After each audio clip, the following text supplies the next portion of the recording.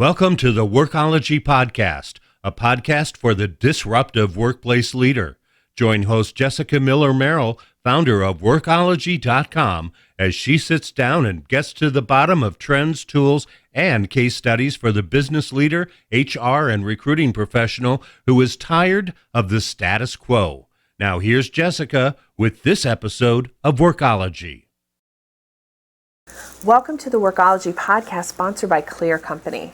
On today's podcast, I'd like to talk about how we are as HR leaders and how we can set the standard for our companies on communication and workflow for those remote employees.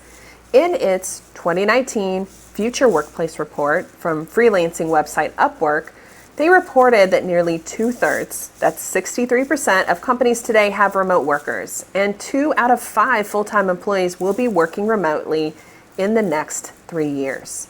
While increased adoption of remote work is making it easier for companies to find the talent they need, over half, that's 52%, of hiring managers that work at companies with work-from-home policies believe that hiring has become easier in the past decade.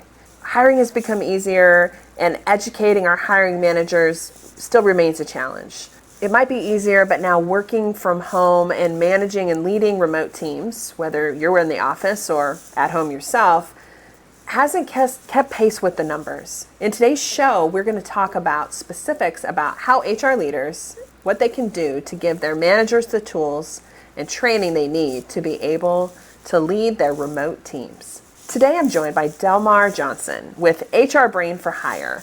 Delmar, welcome to the Workology Podcast. Thank you, Jessica. Happy to be here.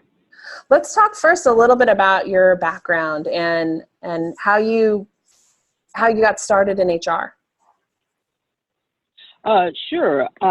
Well, I got started in HR 25 years ago, and I started out as a benefits representative. That was my foot in the door of human resources, which I also studied in college. That was my college curriculum and degree, in undergrad as well as my graduate degree as well.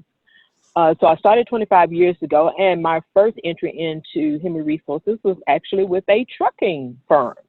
So starting in the trucking industry with that, getting my feet wet on that. And for the past 25 years, I've obviously been in other corporate environments, and particularly for the last 8 years, I have specifically been concentrating on supporting small business and mid-sized business CEO leaders really establish their HR infrastructure, right? Like building their teams, developing their policies and procedures, and helping them with systems that make them be more efficient in the arena of HR. Awesome. Well, let's jump right into remote work and setting expectations with remote workers. What's the first thing that we as HR leaders should focus on when we're preparing our team leaders for the shift where we're bringing in remote workers into our workplaces? Great question, and it's really a multi-layered answer, but I'll give you a few points on that, maybe a few of the things that you need to start out with. First of all, it's important for those who are going to be, as you said in the question, team leaders, to first define for the team leader what their level of authority or responsibility is for the remote worker. So they need to be clear on what their role is.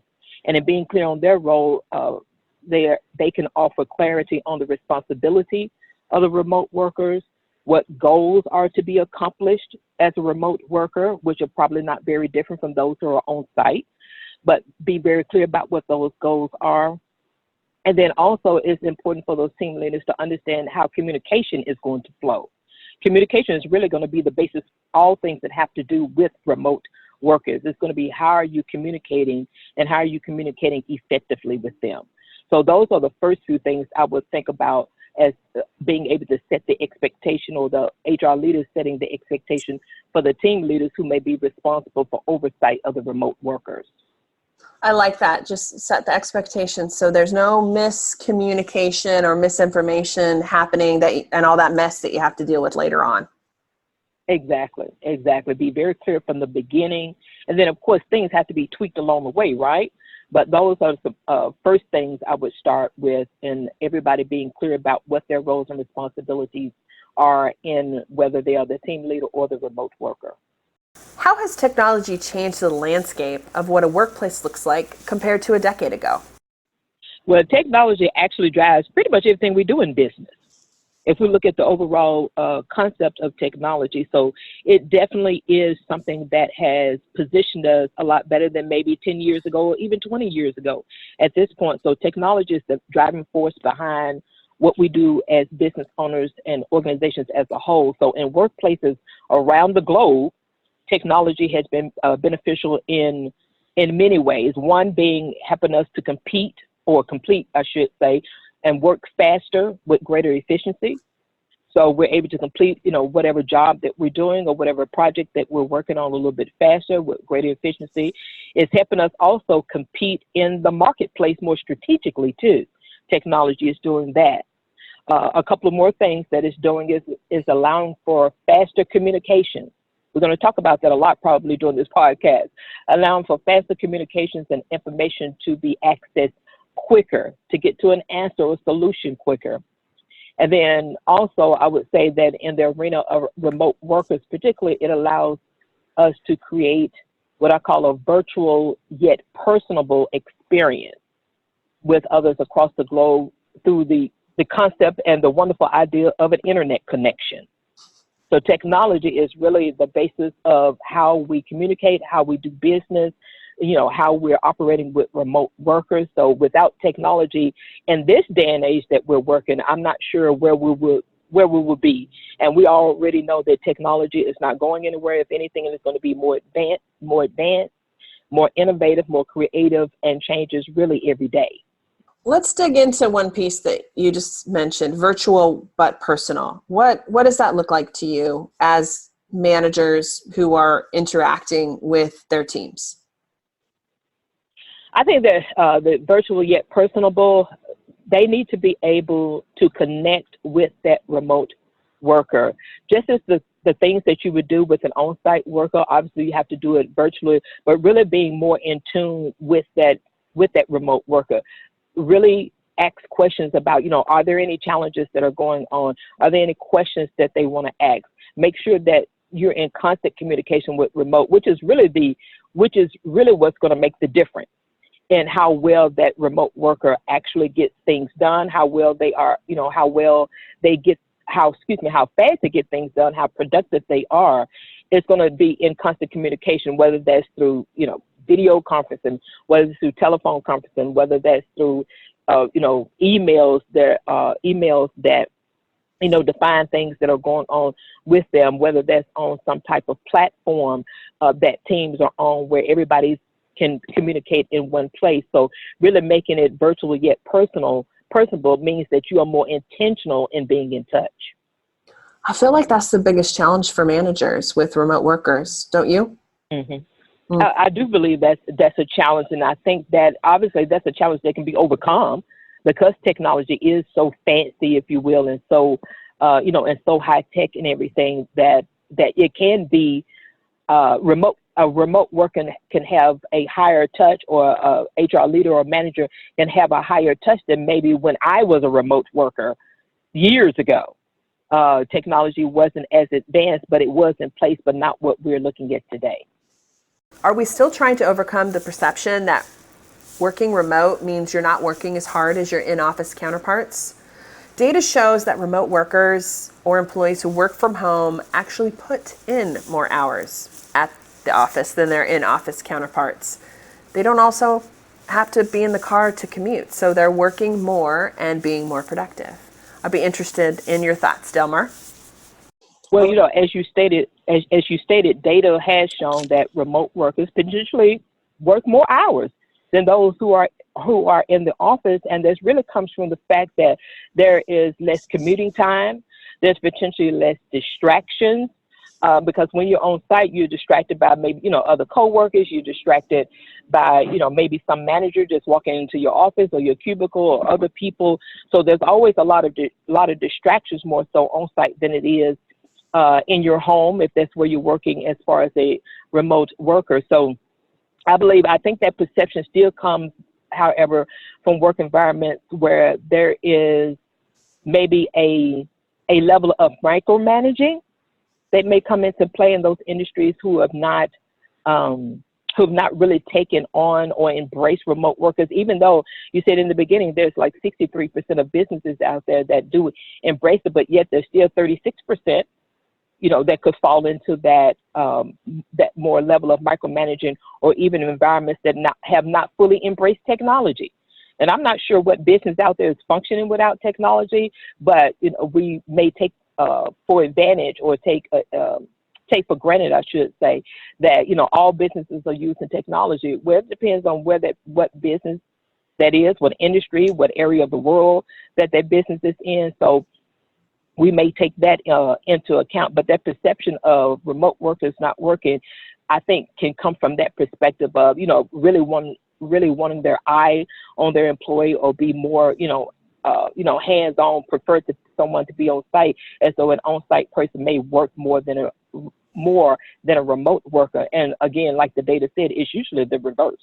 It's interesting because people think that remote worker life is, like I said, all yoga pants and Netflix. Mm-hmm. And in reality, I do my best work when I'm at home, because I don't have random drive-bys or those distractions, those people that seem to suck up all my time.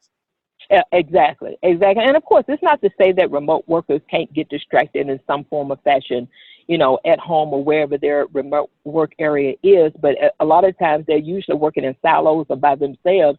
So there will be less distraction just as a result of that particular fact. Let's take a reset. This is Jessica Miller Merrill, and you're listening to the Workology podcast, sponsored by Clear Company. Today we are talking with Delmar Johnson with HR Brain for Hire, and she's talking with us about leading remote workers. How do we lead these remote workers who are working from home and they're doing so in greater numbers? And how do we help our managers be able to really thrive and engage employees that are dispersed all over the world? This episode has been sponsored by Clear Company, a complete talent management software provider. Clear Company's software solutions include award-winning applicant tracking, onboarding, and performance management solutions. Hire, retain, and engage more top talent with Clear Company.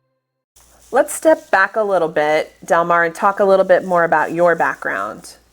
You have had a lot of experience as a remote worker yourself, and now as an entrepreneur who is always working on the fly. What is your experience working remotely or managing remote teams? Let's talk more about that. And then what challenges have you had to overcome as either an employee or manager when it comes to being remote? Yes, and I want to give you a little bit about as a remote worker. So several years ago, and in my experience in the corporate sector, I was considered a remote employee. And to be clear, my experience as a remote employee during that time did not have all the bells and whistles of today's technology. We had technology, but all the bells and whistles weren't necessarily there. We had email, we had telephone, and then we had laptop hookups, if you will, when it was time to maybe do a cast out a video information to people that may have been in other areas, but it was set up in a conference room. So the bells and whistles wasn't necessarily there. So some of the challenges I was faced with was, there was no FaceTime experience. Again, it was usually through email or telephone, or every now and again through a hooked up laptop. So, and of course, that's so commonplace today.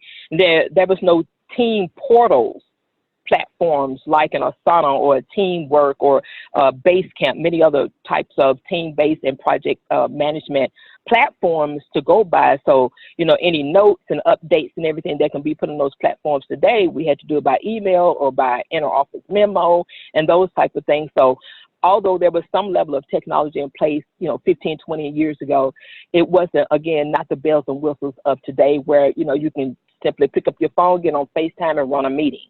Or you can get on any other platforms, like Zoom or several other different platforms today where you can get on, do a face-to-face, and it can be more immediate than it was then. So it was definitely a little bit more of a challenge. Wasn't Stone Age, but it was a little bit more of a challenge. So I understand working as a remote employee. The majority of my corporate life at the time was from being a remote employee. Why is that? Is that because you were managing as an HR leader in the organization multiple facilities or locations? Yes, in particular, when I worked for FedEx, I worked for them in a couple of different cities, a couple of different states, and I was supporting several different states. So that meant I supported thousands of employees at one time, as well as, the manager base that were over those employees. So I was like the go-to person, if you will, for potentially thousands of employees at one particular time. So that was one of the reasons why I worked in a remote environment as a result of having to support so many people at one time.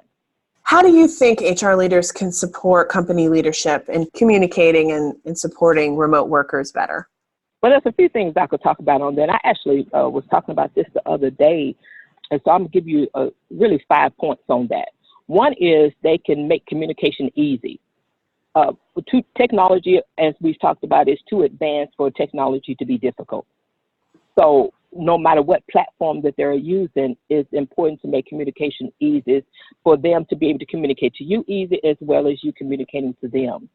Another point I will make is you want to cultivate a social interaction, a social environment, and meaning that you want to improve how the remote workers interact with those who are on site, those who are not considered remote workers. So sometimes you have to think outside the box. And I really got this from, inspired by this from an article I was reading the other day.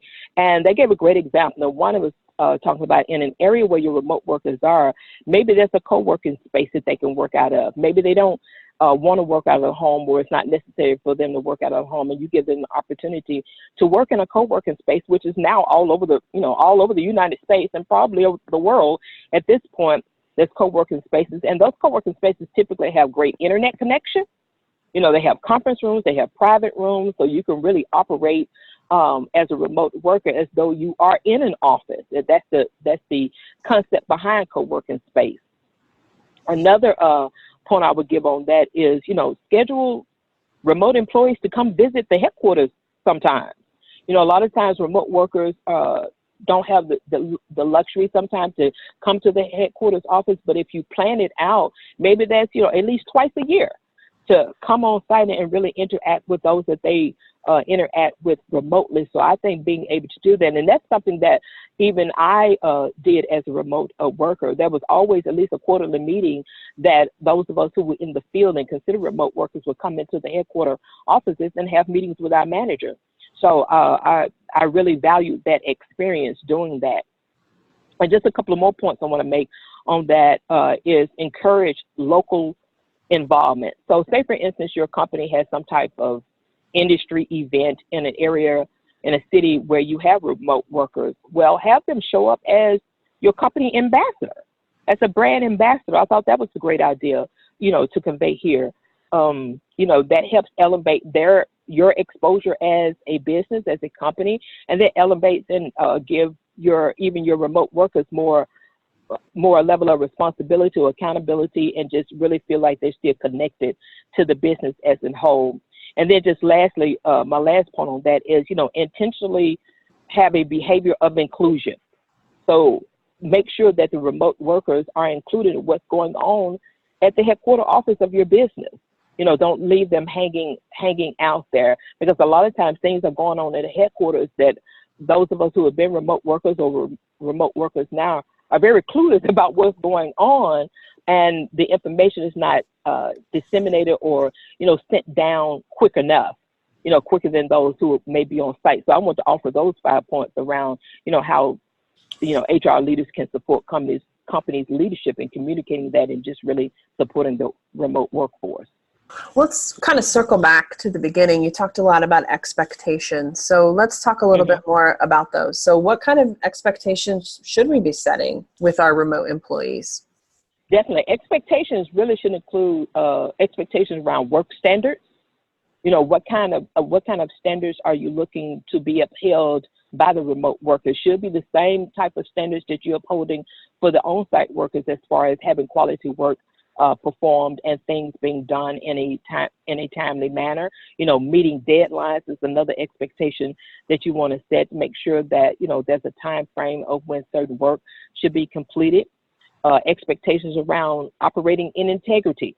because as a remote worker, you don't want to, as an HR leader, I should say, you don't want to think that your remote workers are, they got their laptop open, you can access them through their laptop, or they have a phone that you may have given them and it's on and activated and everything, you can call it, but but you don't want to have the thought that they are sitting up watching movies at home or wherever they are performing their remote duty. So you want to just extend the expectation and stress the expectation of, you expect them to work in integrity and honesty in actually performing the work. And of course, there's certain measures that you can put in place on the computer to make sure that they're actually logged in and working on certain projects and everything. But you want to express that as an expectation. And even some of the logistical things that you have on site be expected. And that's, meeting deadlines again, and then also even their attendance. Showing up every day as though they're coming into the office, where their office may be their home office, it may be a co-working space that they're working in. So those are the type of expectations you want to go across, not only the on-site workers, but also the remote workers. And those are certain expectations that no matter where you are, you can meet those expectations even as a remote or virtual worker. One of the obstacles I think a lot of remote workers face is that they don't always get the same experience as employees that are in office, and that is culture, information, resources. So how do we move past that? How do we coach our on-site teams to think and accommodate our off-site workers and kind of give them that experience they deserve? Great questions. And it really goes back to some of the things that we've already talked about. One way of overcoming that is you have to set intentional actions. You have to be the team leader or the HR manager has to be very intentional in whatever actions they are performing. Meaning, again, I'll go back to treating that remote worker as their local. What does that mean? Giving them as much access as possible to you as the team leader or as the HR manager. If you're overseeing the remote workers, respond to them as quickly as possible. So can you imagine being, a remote worker, sending an email or sending out, an SOS because they need, immediate help, but no one responds to them until the next day. That can be very frustrating. So you need to set up those type of measures in place where you're responding to them as much as possible. They have as much access to you as possible. But then you also want to ensure that everyone understands boundaries and you build and extend trust. When a remote worker knows that you trust that they're doing their job, they're being productive, they're doing what they've been asked, that they're meeting expectations, then when that trust is established, it tends to help those remote employees live more up to the expectations that you've set, and they feel more valued that way as well. Trust and communication, those are really two key factors in all things in business, especially with remote workers. You want to keep them, I said this a minute ago, you want to keep them aware of changes happening in headquarters, especially if it's going to directly affect them. Intentionally involve them in local activities. Again, if there's local activities where they are, let them go there and be ambassadors for your brand. If there's activities that are happening at the headquarters, use technology in whatever way that you see possible and deem possible to make sure that they're involved with that local activity. And obviously that's typically going to be through some kind of video conference, some kind of, being hooked up to a screen so they can see you communicating with those that are on site. Ensure that they have reliable tools to get their job done. Make sure, their computer, is equipped and IT has set it up properly. Make sure that if they're utilizing a company phone that, this may sound crazy, but that the bill is paid, to make sure that the phone stays on. So those type of things can go a long way. Use technology to build a sense of community. And since technology is so advanced now, it's not as difficult as it was years ago. So those are just some things I want to reiterate, for that question, how to include them in the information and the culture that's going on in the business, from headquarters and what the on-site employees are experiencing as well. Thank you for that. I think it's so important. It doesn't have to be a bunch of big things. It could be the little thing. Right.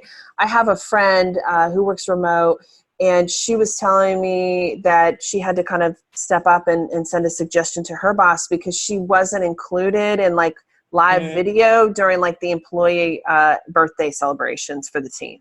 Yes. And so it was a small thing, but it really was important to her. Yeah, and technology, and because technology is so advanced, then it's very easy to do that. And that probably will only take a few minutes, pop up the video or pop up the connection. The teams from around the world, from around the country can simply hop on and say happy birthday as well. And you see each other. So that really is the beauty of living in such a techie world, if you will. It is. And I forget that not everybody always works that way. Yesterday I had a video call with somebody from South Africa. I'm traveling there in a few weeks. And then I also had a phone call from somebody we're going to be doing another podcast interview in Sweden with. So it's part of the daily life. So you have to deal with time zones and technology and just the different people, in all different parts of the world. But for those organizations or managers that don't or haven't in the past, this is a whole new world for them. Very much so. Very much so. So again, out of that 63% that may, be encompassing or embracing those remote workers, there's still 37% that may not necessarily be as up to date, if you will. Not saying that they hadn't tried it or, testing it out or something like that, but that's still 37% is still a lot of businesses among all the businesses that are out there that may not be, at the high tech end of things as of yet, but they're going to have to head that way because technology is only going to advance more. Agreed. Well, Delmar, thank you so much for taking the time to chat with us today. Can you talk with us about where people should go to connect with you and learn more about what you do? Oh, most definitely. Very easily. They can check me out at my website that usually has all things Delmar on it at www.hrbrainforhire.com. And then they can also just check me out from a personal standpoint as well as business standpoint if they just want to go to delmarjohnson.com, and you can find all things Delmar there as well. And of course, I'm on social media. Awesome. Well, thank you again. I appreciate it. Thank you. Understanding that hiring and employing a dispersed workforce is now the new normal, and it's critical to making a significant shift in how we work with remote employees and candidates. How we make those experiences as seamless as possible is really up to us. Remote work has become a vital part of a company's operations, and I am glad to have the opportunity to talk with Delmar Johnson as a leader in the space to really get that advice. I feel like remote work, hiring remote workers, especially for small to medium-sized businesses, can be a game changer, and it can really catapult your business. Thank you for joining the Workology podcast, sponsored by Clear Company. This podcast is for the disruptive workplace leader who's tired of the status quo. This is Jessica Miller-Merrill. Until next time, visit workology.com to listen to all our previous podcast episodes.